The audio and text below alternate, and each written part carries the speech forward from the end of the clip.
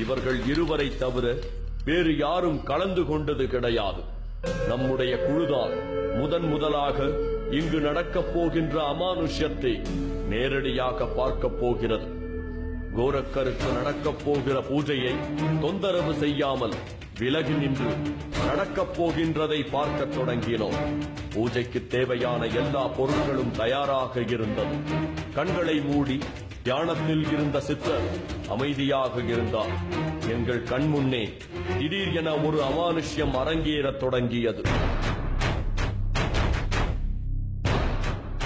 திடீரென்று எங்கிருந்தோ ஓம் என்ற மந்திரம் மட்டும் ஒலிக்கத் தொடங்கியது.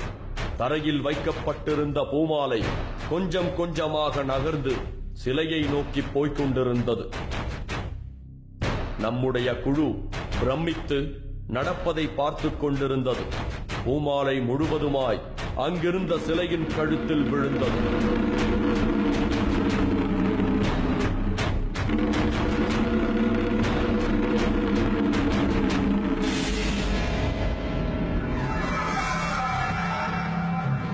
அடுத்தடுத்து அங்கு நடந்து கொண்டிருந்த சம்பவங்கள் எங்களை ஆச்சரியத்தில் ஆழ்த்தின.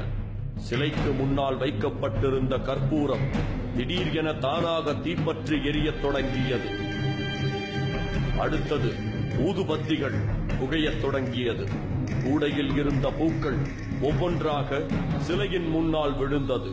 நடந்து கொண்டிருக்கின்ற அமானுஷ்யத்தை பிரமிப்பு கலையாமல் நாங்கள் பார்த்துக் கொண்டிருந்தோம். இந்த சம்பவங்கள் எல்லாம் வெறும் ஏமாற்று வேலைகள் என்று சொல்லி எளிதில் ஒதுக்கிவிட முடியாதவைகளாக இருந்தது. எங்கள் கண் முன்னால் இப்படி ஒரு சம்பவம் நடப்பதை நம்ப முடியாமல் பார்த்துக் கொண்டே இருந்தோம். ஏதோ ஒரு சக்தியால் தான் இதை இவர் செய்து கொண்டிருக்கிறார்.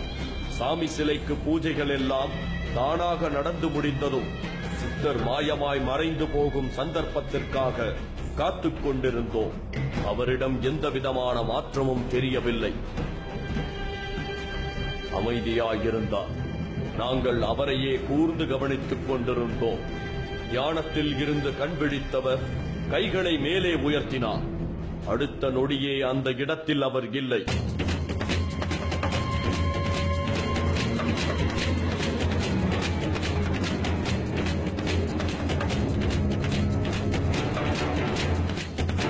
கண்ணிமைக்கும் நேரத்தில் திடீரென மாயமாய் மறைந்து விட்டார் ககன கடுவெளி சித்தர்.